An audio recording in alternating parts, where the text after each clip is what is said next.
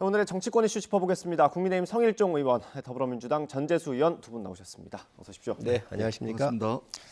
오늘 먼저 성일종 의원님, 무거운 짐을 내려놓으시고 이제 의원으로 돌아오셨습니다. 예. 그동안 상당 기간 정책의장 맡으셨는데 소회를 간단히 들어보고 싶습니다. 네, 1년 동안 맡았죠. 예. 특히 이제 새 정부가 출범을 하면서 정책위장 자리는 비교적 정부하고 이 정책 조율을 많이 합니다. 네.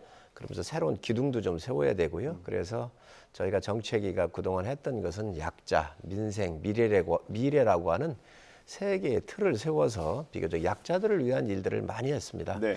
아마 오늘 이렇게 보니까 뉴스에 났던데 그 사채 시장에 내몰리게 돼 있는 많은 분들이 계시잖아요. 네. 이런 분들을 위해서 소액 금융 상품을 만들어 예, 놨습니다. 최대 100만 원씩 빌릴 수 있는.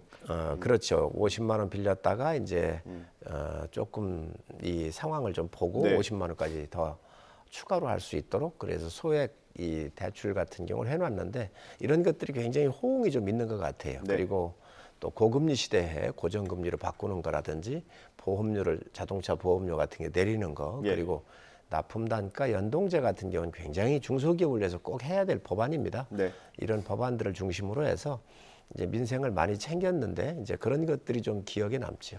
네. 뉴스에 나오셔서 사실 정부 여당의 정책을 자세히 설명해 주셔서 저도 이해가 잘 됐고 아마 시청자 여러분들도 이해를 많이 하셨을 것 같습니다. 이제 지도부에서 내려오셨으니까 좀 다양한 목소리를 좀 전해주시면 좋겠습니다. 그렇게 하겠습니다. 네, 알겠습니다. 본격적으로 대담 들어갈 텐데요. 김재원 최고위원이 얼마 전에 5.18 관련 발언으로 좀 논란이 있었는데 이번엔 미국에 가서 또 한 얘기가 논란이 되고 있습니다. 저희가 유튜브 영상 준비했습니다. 보고 돌아오겠습니다. 민주노총의 각종 정치구호가 난무하는 그런 장이 되었습니다. 우파진영은 사실 행동하면서 활동하는 분들이 정당에는 잘 없었는데 정광훈 목사께서 또 우파 진영을 전부 천하 통일을 해서 요즘은 그나마 광화문이 우파 진영도 민주노총에 대항하는 그런 활동 무대가 되어서 그나마 우리가 이렇게 보다가 보면 우리 쪽도 사람은 있구나 이런 마음이 들게 합니다.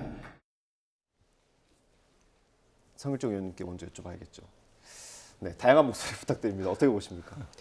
당직을 맡다가 보면은 참 말하기가 어려운 점이 있습니다. 예, 그렇습니다. 예, 그리고 당의 공식적인 회의하고 또 비공식적인 회의에 나가는 경우가 있지 않겠습니까? 그래서 상당히 이 발언하기가 좀 어려운 면이 있지요. 예. 그리고 또 주목도가 높기 때문에 특히 김재원 최고위원은 수석으로 이렇게 당선이 되셨단 말이죠. 네. 그렇기 때문에 아마 여러 가지를 더 주시해서 보실 텐데 어쨌든 이 최고위원의 자리는 굉장히 발언에 신중을 기해야 합니다. 네.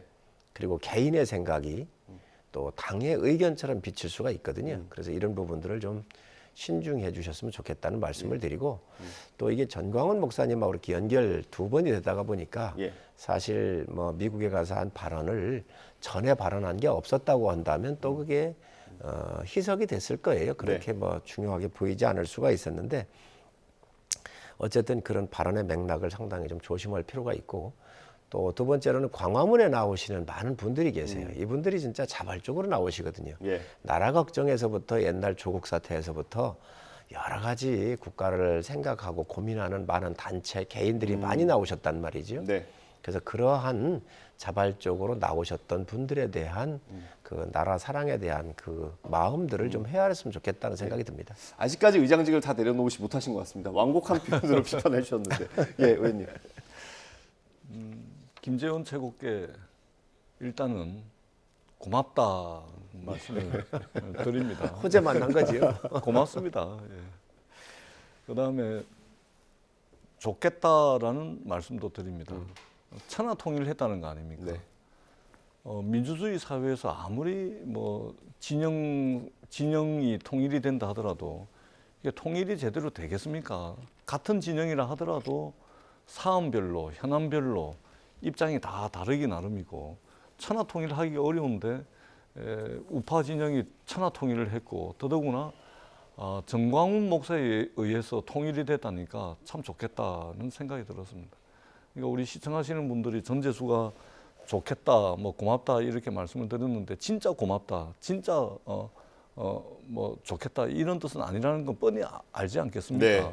제가 반어적으로 좀 설명을 들었는데 이렇게 말하자면 좀 조롱하듯이 말씀을 드릴 수밖에 없을 정도의 그런 듣기에 참 불편하신 말씀을 지금 연이어서 하고 계십니다. 저는 정치하는 사람이 기본적으로 국민들을 선도하지는 못하지만 네. 국민들께서 어떤 현황과 어떤 뭐 이슈에 대해서 판단하고 계시는 평균 수준은 정치하는 사람들이 따라가야 되지 않겠습니까? 그래야 국민을 대변할 거 아닙니까? 저는 상당히 좀 이해하기 어려운 말씀들을 너무 자주 하고 계신다. 이런 네. 측면에서 저는 아마 국민의힘이 아마 자체 윤리위원회라든지 이런 걸 통해 가지고 아마 징계를 좀 하지 않을까. 네. 그리고 그렇게 하는 것이 제3의 망언, 제4의 말하자면 발언 참사 이런 것들을 막을 수 있는 길이 아닌가 그렇게 생각을 합니다. 네. 뭐 앞서 설명을 드린 것처럼 김재원 최고위원이 얼마 전에는 5.18을 헌법에 수록하는 걸 반대한다는 의견을 밝히지 않았습니까? 그 이후에 또 논란이 되는 건데 당에서는 좀 어쨌든 마이너스로 작용할 거 아닙니까? 좀 공개적인 경고나 이런 것들이 필요하지 않을까요? 의원들이 그런 우려의 의견들을 많이 냈지요. 그리고 본인도 5.18 같은 경우는 헌법 전문에 수록을 하는 거에 반대하지 않겠다라고 명확한 입장을 냈고요. 아마 아무래도 이러한 분위기를 좀 잘 조심해야 될 텐데 그런 것들을 좀 제대로 좀 하지 못했나 하는 생각이 듭니다. 예, 아직 조심스러우신 것 같습니다. 유상범 수석 대변인 저렇게 말을 했거든요. 최근에 전략적으로 언어를 구사하는데 감이 좀 떨어진 것 같다. 이런 얘기까지 했는데 의원님께 여쭤봐야 될 것 같은데요. 예. 저 유상범 의원하고 김재원 의원은 친구 사이라 그러더라고요. 예, 친분이 많이 있으시다고 하더라고요. 또 친구 예. 사이이기도 하고. 근데 지금 저렇게 이제 수석 대변인이 저렇게 말씀을 하신 거 아닙니까? 저 한마디 말씀에 저는 모든 비판의 내용이 다 들어있다라고 생각을 하고요. 저것이 국민들에게 또는 김재원 최고에게 두 번 뭐 저는 실수를 하지 않겠다라는 그 진정성을 내보이기 위해서는 적절한 수준의 조치가 필요합니다.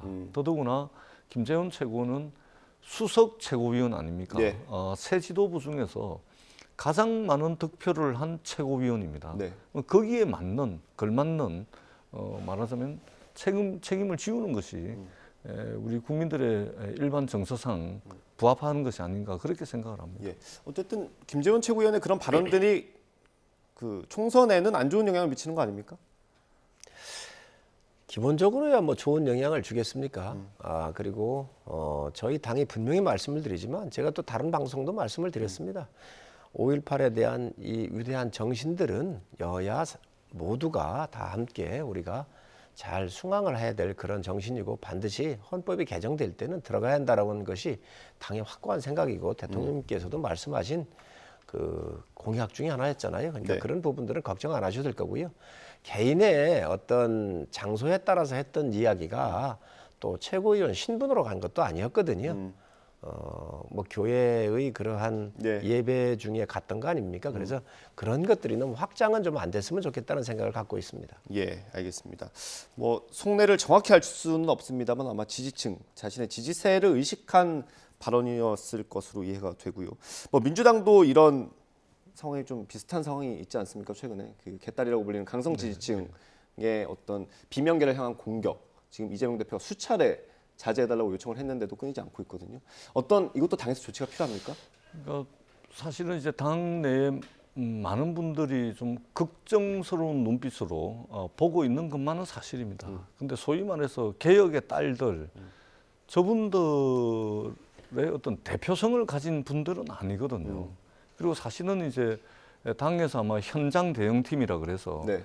저렇게 피켓 시위를 한다든지 또는 뭐 살고 있는 아파트에 몰려간다든지 그렇게 될 경우에는 당에서 현장 대응팀을 꾸려서 그 현장에 직접 파견을 해가지고 당원인지 아닌지 여부를 판단을 하고 당원이라면은 당헌 당규에 따라서 그에 맞는 징계를 하고 당원이 아닌데 예를 들면 국민의힘 지지자라든지 국민의힘 당원이라든지 이런 것을 말하자면 또 이제 사실을 왜곡하는 측면들이 있거든요. 그러면 거기에 맞는 이제 법적 조치를 취할 예정입니다. 그렇기 때문에 너무 과도하게 하는 것은 이제 문제를 일으킬 소지가 있다는 말씀을 드리고, 저분들이 조금 전에도 말씀드렸듯이 민주당의 어떤 뭐 열성 지지자 전체를 대변하는 것은 아니다. 예. 이 말씀을 제가 분명하게 드리도록 하겠습니다. 뭐 최근에 이렇게 많이 회자가 되는 게 뭐 집에 찾아가서 집회하고 사무실 가서 집회하고 이런 것들이지만 사실 문자 폭탄 자체도 굉장히 폭력적인 행위 아닙니까? 그렇습니다. 저도 이제 뭐 그 아마 민주당 의원들 중에 안 받아본 사람은 한 분도 없을 겁니다. 아마 뭐 어떤 연유에서든 또는 어떤 지지층으로부터든 그런 경험들은 다 있을 텐데요.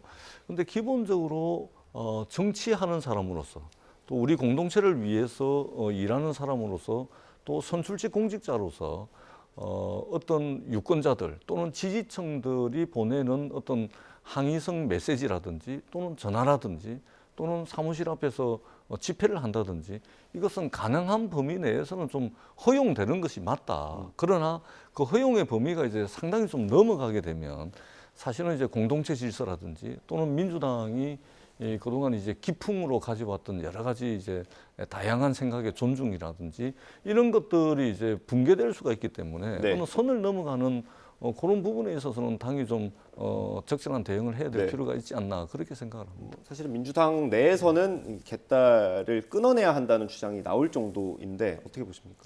민주주의를 후퇴시키는 아주 고약한 그런 행위들이 지금 이루어지고 있지요. 민주당의 이원우 의원 같은 경우 지구당에 가가지고 뭐 이렇게 포스터까지 들고 가서 여러 가지 회방을 놓고 비난을 하고 그러던데, 그게 과연 이 대한민국 민주발전에 도움이 되겠습니까? 참 그 굉장히 그 나쁜 그런 행태를 좀 보이고 있다고 보이고요. 민주당 의원들도 그렇습니다. 이게 보수 언론이 야당을 죽이기 위한 어떤 프레임을 만든다 이렇게 또 얘기를 하는데, 김남국 의원이 뭐 라디오 인터뷰에서 했던 것 같습니다. 네, 그래서 그런 것들을 국회의원이면 굉장히 신중한 자리잖아요. 당내 민주주의가 정상적으로 가야 되고 또 여야와 함께 대한민국 민주주의에 대한 회방이나 훼손이 이루어지고 있다고 한다면 옳은 소리를 내야죠. 그런데 또 이런 세력들에 대해서 지금 현재 옹호를 하고 있잖아요. 그러니까 정상적인 지금 방법이 이루어지고 있지 않은 겁니다.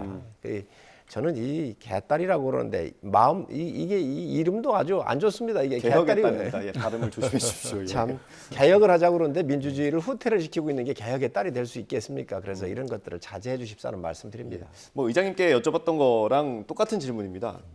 이렇게 개딸을 절연해야 된다, 아니면 계속 유지해야 된다, 그렇게 주장이 지금 맞부딪히고 있는 상황 아닙니까? 결국 끊어내지 못하는 건 총선 때문입니까?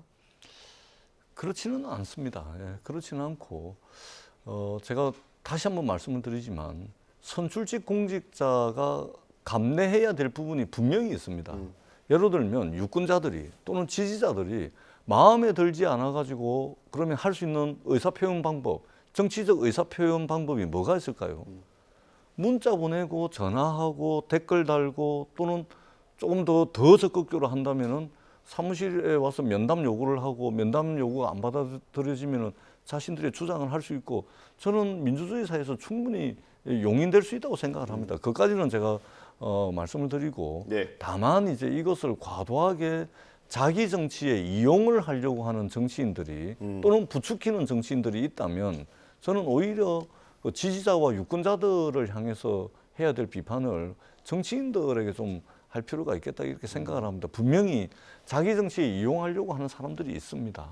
그렇기 때문에 오히려 이런 분들이 지지자 유권자들을 향해서 하는 이야기보다 정치인 스스로에게 좀 이런 말씀을 드리는 것이 우선이다라는 말씀을 드립니다. 네. 저는 민주당 지도부에 아주 초창기에서부터 이에 대한 확고한 생각이 없었어요.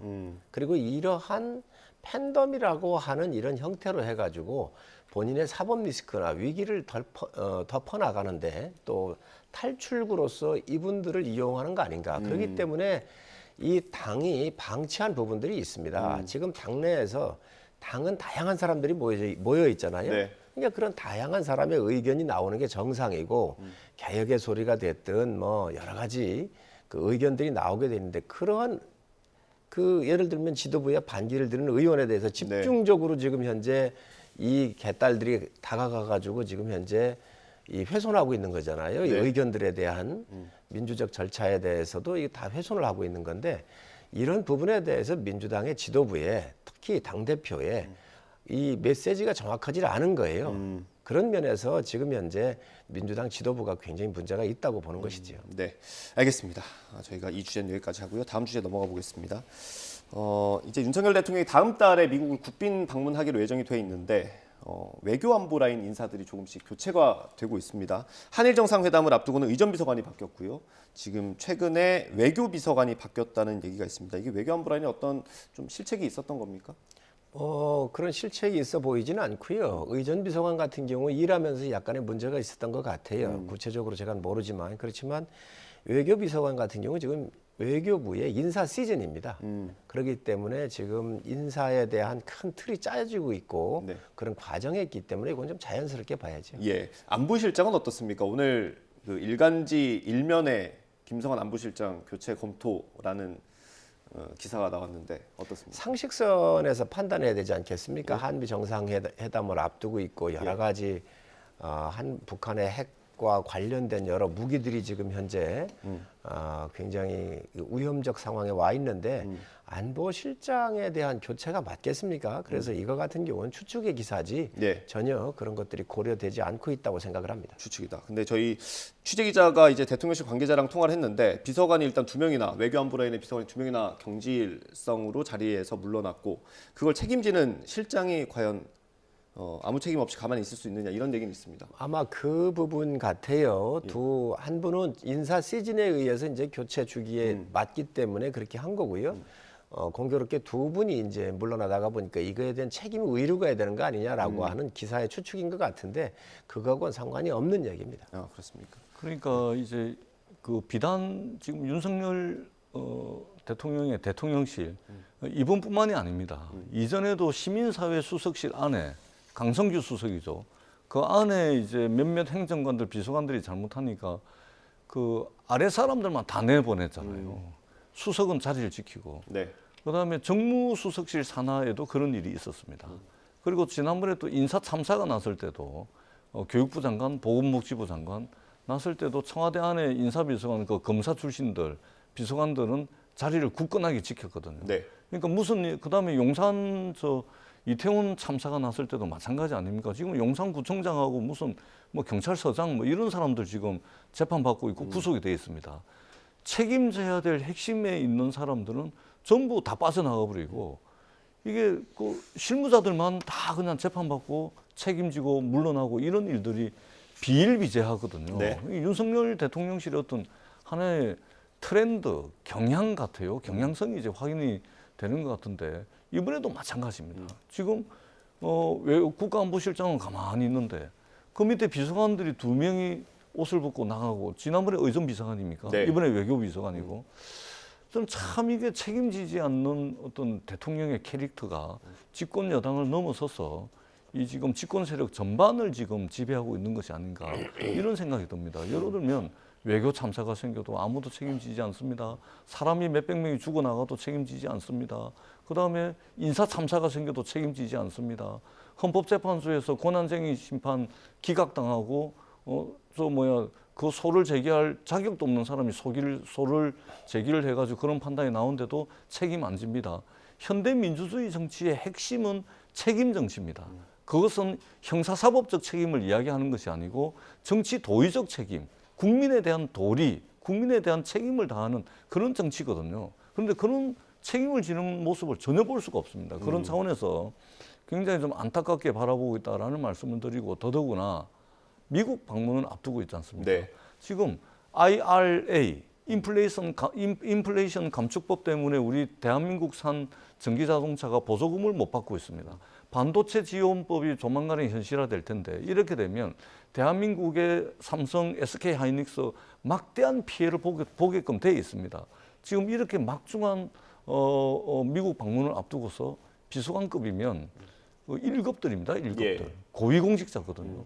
이 경질이 되고 지금 이게 흔들리고 있다는 것은 국익이 흔들리는 거하고 같은 겁니다. 그렇기 때문에 국민들이 불안하지 않도록 아무리 외교를 모르는 대통령이라 하더라도 불안하지 않도록 준비를 좀 잘 해주십사 하는 그런 당부의 말씀도 드리겠습니다. 예. 아니 정상적인 인사 수요에 왜 뭐 다른 이야기가 들어오고 IRA가 들어오고 그렇습니까? 이거는요 다른 게 아니고 예. 정상적인 외교부의 인사 수요에 의해서 나가는 건데 네. 이걸 갖다가 왜 전 의원님 그렇게 다른 걸 많이 갖다 이렇게 붙이십니까? 그런 제가 내용이 조금만 아니고요. 말씀드릴게요. 자 그런 내용이 아니고 의전 비서관은 뭐 일을 하면서 약간의 실수가 있었다 그래요. 그러니까 뭐 그건 경질의 대상이 포함이 될 수도 있겠지만 지금 외교 비서관 같은 경우는 정상적인 겁니다. 네. 그것을 확대 해석할 필요도 없고요. 안보실장 같은 경우는 지금 현재 그 이제 아주 정말 한미 관계에 있어서 굉장히 중요한 타이밍이잖아요. 네.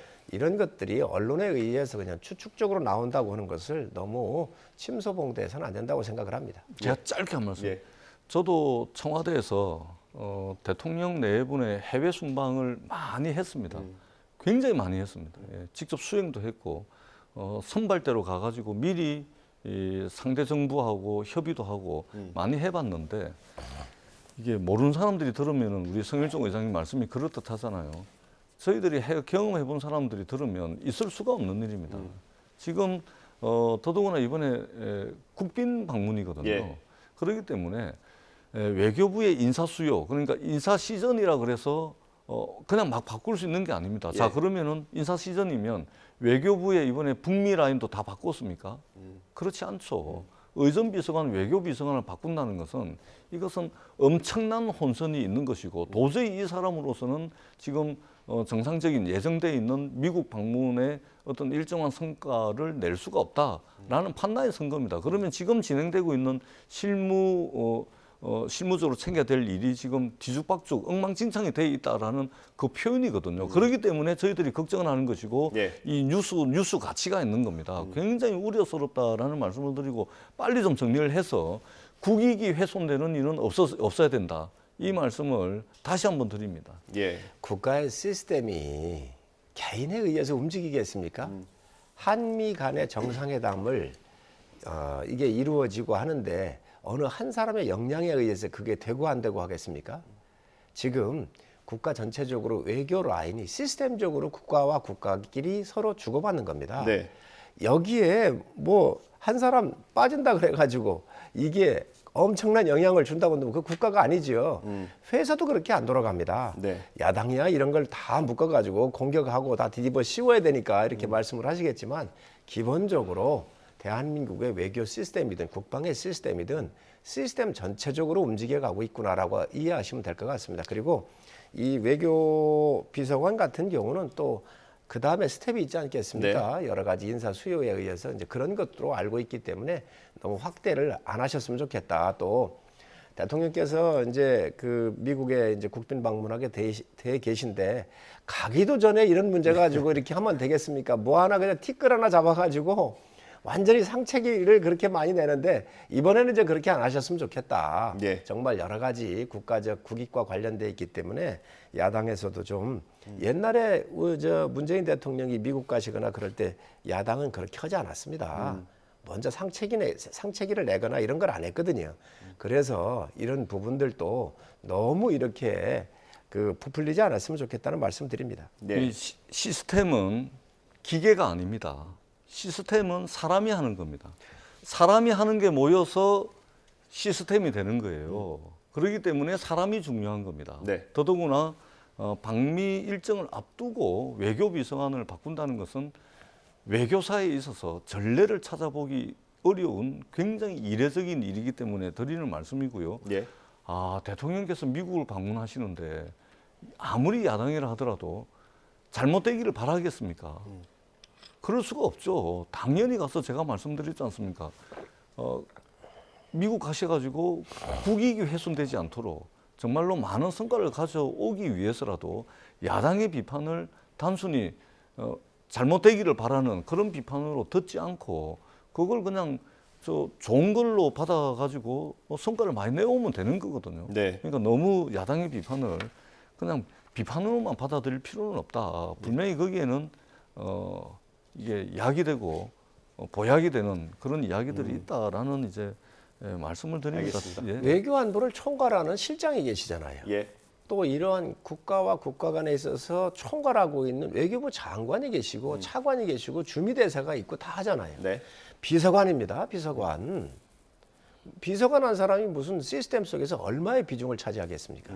비서관이 마음대로 실장 마음대로 뭐 외교부 장관 마음대로 주미대사 상의 안 하고 이런 거 할 수 있는 게 아니잖아요. 네. 그래서 이런 걸 하나 가지고 또다시 이 외교를 또 망치는 그런 국익에 훼손되는 거는 좀 야당이 안 했으면 좋겠다는 말씀입니다. 그러니까 알겠습니다. 지금 언론 보도에 미국하고 실무 협상이 제대로 되고 있지 않다라는 미국의 반발이 있었고 미국이 이거는 좀 어떠냐라고 회신을 요청을 했는데 대통령실에서 외교비서관 라인에서 제대로 답변을 못했다. 그래서 미국에 항의가 들어왔다는 거 아닙니까? 근데 자꾸만 저렇게 말씀을 하시면 안 되죠. 부족한 부분이 있다.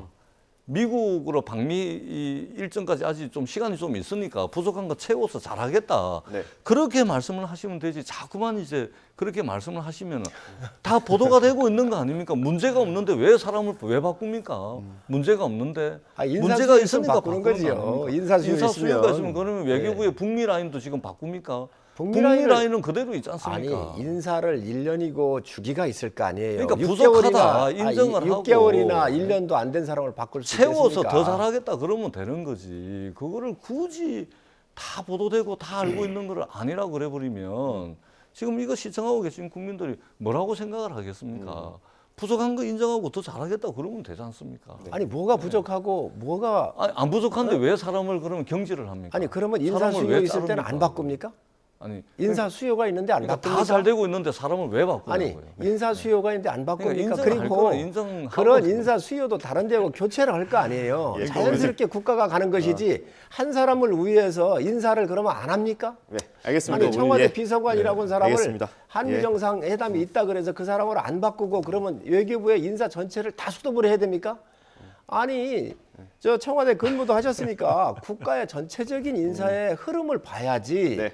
이런 거 하나 바꾸는 걸 갖다가 의심의 눈초리로 보고 대통령 방미에 대해서 공격의 포인트로 삼는다고 한다면 정말 국익 자해행위입니다. 알겠습니다, 성일종 예. 의원님 뭐 난처하신 거는 제가 알겠는데 그 정도로 하고 넘어가도록 예, 합시다. 네. 아, 감사합니다. 제가 넘어간다는 말씀 드리려고 했는데 넘어가 주셨어요. 이 김성환 안보실장 얘기가 나오는 건 아무래도 이제 임기 1년이 거의 다 돼가고 또 총선도 1년 정도 남았기 때문에 개각, 대통령실 참모 개편 이런 거랑 맞물려 있기 때문에 좀 관심을 가지는 것 같거든요. 그 타이밍이 좀 있지 않을까요? 아니 저는 추측이라고 생각을 하고요. 지금 바꿀 수가 없지요. 외교부 장관과 함께 청와대 사령탑 아닙니까? 네. 어떻게 바꾸겠어요? 그리고 대통령 비서실장께서도 고려한 바도 없고 아니다라고 얘기했잖아요. 그런데 그걸 가지고 자꾸 추측성 내는 것 같아요. 아닙니다. 알겠습니다. 그러면 한동훈 장관의 지금 차출설이라고 해야 될 것 같은데 어떻습니까? 가능성이 어느 정도 있나요? 지금 장관으로서 열심히 하고 있지 않나요? 그런데 지금 차출을 한다 그러면 맡겨져 있는 장관으로서의 그 역량을 발휘하고 법무 행정에 있어서 최선을 다해야지. 지금 선거도 1년이 남아 있습니다. 많이 남아 있거든요. 네. 지금 그럴 뭐 때가 아니라고 생각을 하고요. 맡은 그 직분에서 저는 장관으로서 열심히 하고 있다고 생각을 합니다. 예, 어느 시기가 되면 총선에 필요할 수 있다라고 보십니까? 물론 이제 공간이가 구성이 되고 또 선거에 체제로 갔었을 때는 그때 또 검토할 부분도 있을 수 있지요. 왜냐하면 집권 여당이라고 하는 것은 골고루 모든 분야에 있는 인재들을 발탁해서 국회에 내보내고 하기 때문에 그거라고 그때는 고려할 수 있겠지만 지금 당장에서 지금 한동훈 장관한테 뭐 총선 착출설이 나오고 하는 것은 저는 뭐 좀 섣부른 예견이라고 생각을 합니다. 네, 뭐 법사위에 나올 때마다 보여준 전투력을 보면 민주당에서는 좀 부담이 될 수도 있을 것 같은데 어떻습니까? 뭐 국민의힘이 그 하루라도 빨리 우리 한동훈 장관을 모시고 갔으면 좋겠다라는 그런 이제 바람을 가지지 않을 수가 없습니다. 민주당이 뻔뻔 깨져서 그렇지요. 그 뭐 한동훈 장관에 대해서 국민의힘 일각에서는 굉장히 영웅시하고 또는 일부에서는 뭐 팬덤 이야기도 하면서 굉장히 뭐 이게 뭐 무슨 뭐 인기가 있는 것처럼 그렇게 말씀을 하시던데 네. 그리고 뭐 그러한 판단의 근거에는 이렇게 똑똑한 사람 못 봤다 뭐 이런 거 있는 것 같습니다. 근데 우리 국민들 다 아실 거예요. 세상 천지에 요즘 같은 세상에 다음이고 네이버고 스마트폰 가지고 검색하면은 다 나오는데 이 똑똑하지 않은 사람이 어디 있습니까? 다 모두가 다 똑똑한 세상에 내가 더 똑똑하다. 이걸로는 경쟁력이 될 수가 없죠. 오히려 한동훈 장관 같은 경우는 윤석열 대통령의 최측근 중에 최측근이면 윤석열 대통령이 가지고 있지 못한 모습, 예를 들면은 생각이 좀 다르다고 같은 편 안에서도 다 내치잖아요. 당대표 몰아내고 유승민 대표 몰아내고 안철수 저 내리누르고 나경원 출마 못하게 만들고 같은 편 안에서도 생각이 다르면은 저렇게 배타적으로 하지 않습니까? 그리고 대통령 취임한 지 1년이 다 돼 가는데도 야당 원내 지도부, 야당 당 지도부하고 차 한 잔 안 마십니다. 네. 이렇게 배타적이고 아주 쏙 좁은 정치를 하면 그러면 한동훈 장관이 측근이면 뭔가 좀 포용적인 면모, 그다음에 야당의 이야기를 한마디라도 더 듣고 자기가 이야기해야 될 거 2마디 1마디로 줄이고 이런 모습을 보이면 오히려 국민들로부터 더 큰 박수를 받을 텐데 이건 윤석열 대통령은 똑같아요. 편협하기가 이를 데 없고 남이 한마디 하면 3마디 4마디를 해야 되고 반드시 이겨야 되고 국회를 무슨 뭐 말싸움하러 오고 정쟁하러 오는 것처럼 오고 싸움이 있는 곳에 더 큰 싸움을 만들고 분란이 있는 곳에 더 큰 분란을 만들고 아니 무슨 팬덤이 있고 무슨 인기가 있단 말입니까? 저는 이해하기 어렵다라는 말씀을 드리고 국민들은 태도가 곧 본질이다. 네. 말 잘하고 똑똑한 것보다 자세와 태도가 좋은지 안 좋은지를 본다. 그런 측면에서 한동훈 장관도 이미 정쟁으로 소비가 된 사람에 지나지 않는다. 네. 이런 평가를 드리도록 하겠습니다. 알겠습니다. 저희가 시간이 얼마 안 남아서 마지막 주제로 넘어가 보겠습니다. 민주당 이재명 대표가 어제 당직 개편을 단행을 했습니다. 저희가 그래픽으로 준비한 게 있는데 네, 한번 띄워주시겠습니까? 네, 어제 발표된 내용 간단히 설명을 드리겠습니다. 지명직 최고위원회 송갑석 호남 의원이죠. 비판적인 목소리 많이 냈던 비명계 의원입니다. 정책위 의장의 김민석 삼선 의원이고요. 비교적 개파색이 옅은 걸로 평가가 되죠. 그리고 정책위 수석 부의장의 김성주 의원, 그리고 수석 대변인의 친문계 이전 정부에서 장관직을 수행했던 권칠승 의원이 임명이 됐고요. 그리고 강선우 대변인도 개파색이 조금 옅은 걸로 평가는 됩니다. 이낙연 대표 때 대변인을 역임을 했었죠. 그리고 친문계 역시 친문계로 평가되는 한병도 의원이 전략기획위원장을 맡았습니다. 다른 그래픽 하나 더 있을까요? 넘겨주실래요? 네, 바뀌지 않은 직입니다. 사무총장 조정식 의원으로 그대로 있고요. 최고위원이 2명을 임명할 수 있는데 지금 1명은 바뀌었고 1명은 그대로 있는 겁니다. 그리고 부총장 자리가 총 3자리인데, 그죠? 그 중에 하나는 바뀌었고 2자리는 그대로 있습니다. 일단 비명계에서는 좀 불만 섞인 목소리가 나오고 있습니다. 본질은 이게 아니었다라는 얘기인데 저희가 녹취를 좀 준비했으면 좋겠습니다. 조응천 의원 목소리를 들어보고 대담 이어가겠습니다. 근본적인 해법은 이 대표가 스스로 물러나는 겁니다. 그렇지만은 뭐 압도적인 지지로 당선된 대표가 스스로 물러나지 않으니 네. 그 집어 내리는 것도 안 되는 거고. 그래서 차선책으로 내세운 게 그동안에 방탄 이미지를 고착화하는 데 기여한 임명직, 네. 지명직 전원이 좀 물러나라. 우리가 조정식 사무총장도 얘기하는 게 이분이 뭐 일을 잘해서 일을 못해서 그 얘기하는 게 아니고 한번 생각을 해보십시오.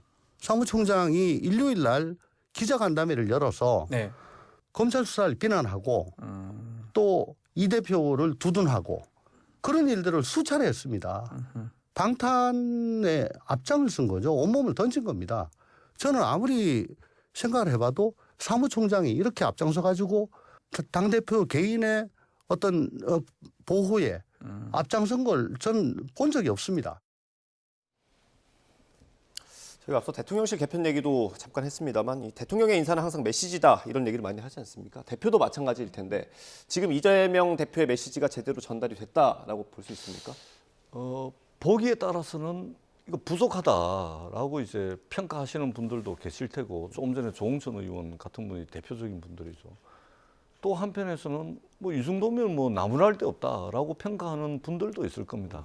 근데 전반적으로 지금 당내 분위기는 뭐냐면 일단은 당내 다양한 의견들을 좀 반영을 할 필요가 있겠다. 그리고 그것이 일정 부분 좀 반영이 됐다라는 평가가 이제 당의 전반적인 평가고요. 그리고 이것은 제가 누누이 드리는 말씀이지만 민주당이 이제 정권을 내주고 난 뒤에 민주당의 그 오래된 질서는 붕괴되고 그러나 새로운 질서는 아직 도래하지 않은 그래서 계속해서 혼란스러운 상황을 좀 당분간은 겪을 수밖에 없는 그 과정에 지금 있는 것이기 때문에 네. 이 또한 하나의 과정으로 좀 봐주십사 하는 말씀을 드리고 종착역은 아니다. 예. 이렇게 정리를 하겠습니다. 예. 의원님. 과정에 문제가 있는 게 아니고요. 조응천 의원께서 아주 핵심을 얘기했어요.